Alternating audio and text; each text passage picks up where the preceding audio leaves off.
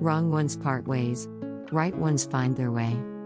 The article I am sharing with you today is The 3 Cruel Truths of Marriage.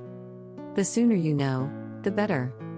The writer San Mao once said, "It's because two people are not halves of each other that after marriage, the edges and corners on both sides need to be patiently smoothed with sand, hoping to create a prototype in the near future. If there is such a day, when the two are wandering around at home, they won't hurt each other." After marriage, couples will always have various conflicts, easily leading to emotions like sadness and anger, resulting in thoughts of regretting marriage. Some say that no matter who you marry, you will feel that the other person is wrong, so it doesn't matter who you marry. At first, I didn't believe it, until a few days ago when I was having dinner with friends. When my friend talked about her husband, who often forgets things, and frequently interrupts his work for document delivery, wasting her precious time, I thought she would express some grievances and complaints like most married people do. Unexpectedly, she spoke with a disdainful tone, mixed with a sweet expression. It was then that I suddenly realized that the reason why it doesn't matter who you marry is how you perceive each other's shortcomings. Those happily married couples don't just see each other's strengths, but still deeply love each other, even after knowing each other's imperfections. Just as Roland Barthes said, "There is only one heroism in life, that is, loving someone even after realizing the truth." Marriage is a gradual process of giving up fantasies. A psychologist once said that in our subconscious, we all have a guide to finding our ideal partner. Often, before entering the marriage hall, we tend to have beautiful fantasies about our other half. But after entering marriage, we discover that the other person is slightly different from what we imagined. The actress who was once charming and elegant, and the male writer who dominated the literary world, fell in love at first sight. In the eyes of the writer, the wife is a stunning beauty that amazes the world. Similarly, for the actress, the husband is not only a talented genius, but also the idol she has admired for years. They entered the marriage with beautiful expectations of each other, but after marriage, when the husband accidentally saw the wife's face turn red due to constipation, with a grimacing expression, the beautiful illusion in his heart instantly shattered.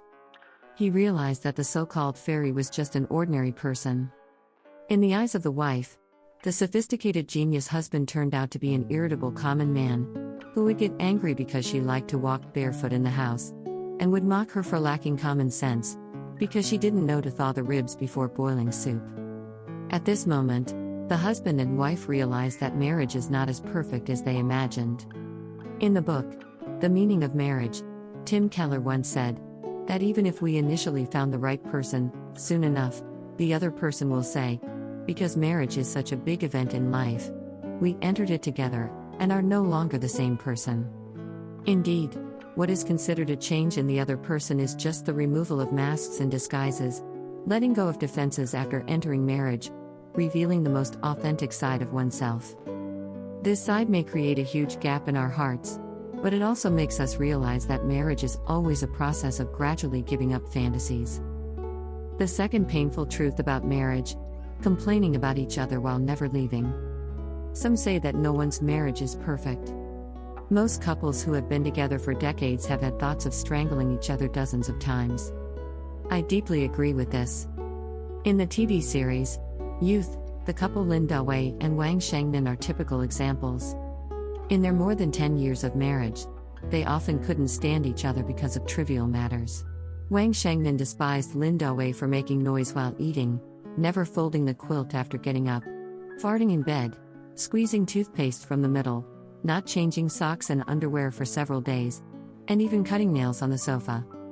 Lin Da-wei also despised Wang Shengnan for being competitive, having a big temper, and endlessly nagging about trivial matters.